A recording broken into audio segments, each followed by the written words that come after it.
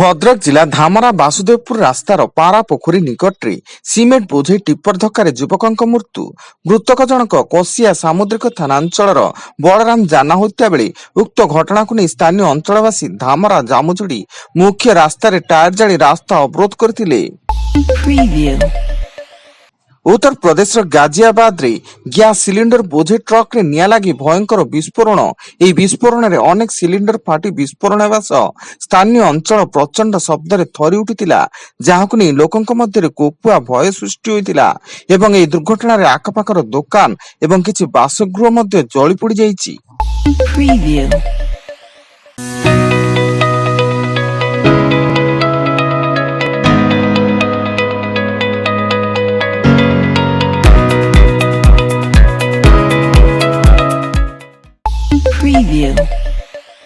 ଭୁବନେଶ୍ୱର ଖାରବେଳ ନଗର ଥାନା ଅଧୀନ ପଞ୍ଜାବୀ କଲୋନୀରେ ଦୁଇ ଯୁବକଙ୍କର ମୃତଦେହ ଉଦ୍ଧାର।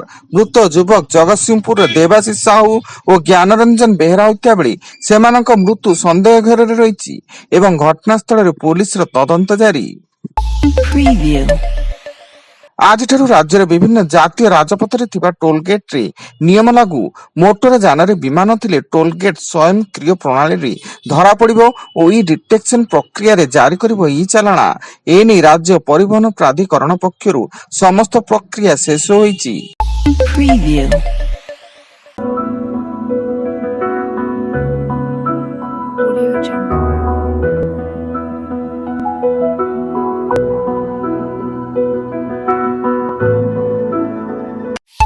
Preview. Audio Jungle.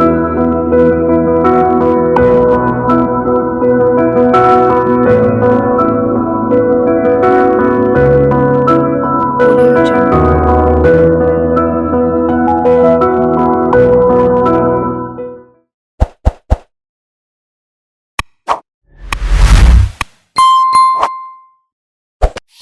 Preview. Bhubaneswar Chandrasekharpur ଥାନା ଅଧୀନ ଏକ ଆପାର୍ଟମେଣ୍ଟର ଘର ଭିତରୁ ବିଲ୍ଡରଙ୍କ ଝୁଲନ୍ତା ମୃତଦେହ ଉଦ୍ଧାର। ମାନସିକ ଅଶାନ୍ତି କାରଣରୁ ସେ ଏଭଳି ଆତ୍ମହତ୍ୟା କରିଥିବା ପରିବାର ଲୋକେ ଅଭିଯୋଗ କରିଥିବା ବେଳେ ଚନ୍ଦ୍ରଶେଖରପୁର ଥାନା ପୋଲିସ ଘଟଣାସ୍ଥଳରେ ପହଞ୍ଚି ମୃତଦେହ ଜବତ କରି ଅଧିକ ଛାନବିନ ଜାରି ରଖିଛି।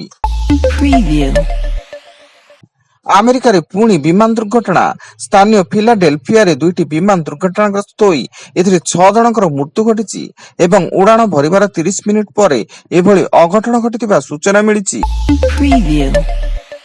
ମୟୂରଭଞ୍ଜ ଜିଲ୍ଲାର ଯଶୀପୁର, ସକୁରୁଳି, କରଞ୍ଜିଆ ଓ ଠାକୁରମୁଣ୍ଡାରେ ଅବକାରୀ ବିଭାଗର ଏକକାଳୀନ ଚଢ଼ଉ ବେଳେ 5,800 ଲିଟର ମହୁଲ ପୋଚ ଓ 120 ଲିଟର ଦେଶୀ ମଦ ଜବତ।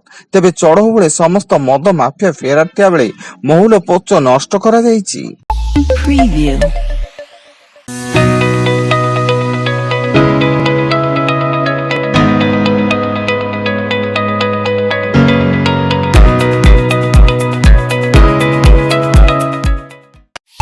Preview.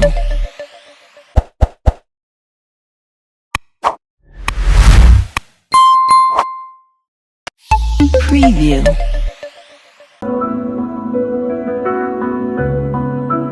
Audio Jungle.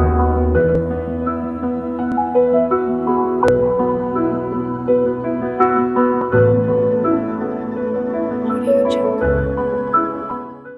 Preview. Bhubaneswar Damana ଛକରେ କାର ଦୁର୍ଘଟଣାଗ୍ରସ୍ତ। ଏଥିରେ 2 ଜଣ ଆହତ ହୋଇ ନିକଟସ୍ଥ ମେଡିକାଲରେ ଭର୍ତ୍ତି। କାରଟି ହଠାତ୍ ନିଜର ଭାରସାମ୍ୟ ହରାଇ ରାସ୍ତା ମଝିରେ ଥିବା ଡିଭାଇଡର ଉପରେ ଚଢି ଯାଇଥିଲା ଆଉ ଡିଭାଇଡର ଉପରେ ଥିବା ବିଦ୍ୟୁତ ଖୁଣ୍ଟରେ ପିଟି ହୋଇଥିଲା।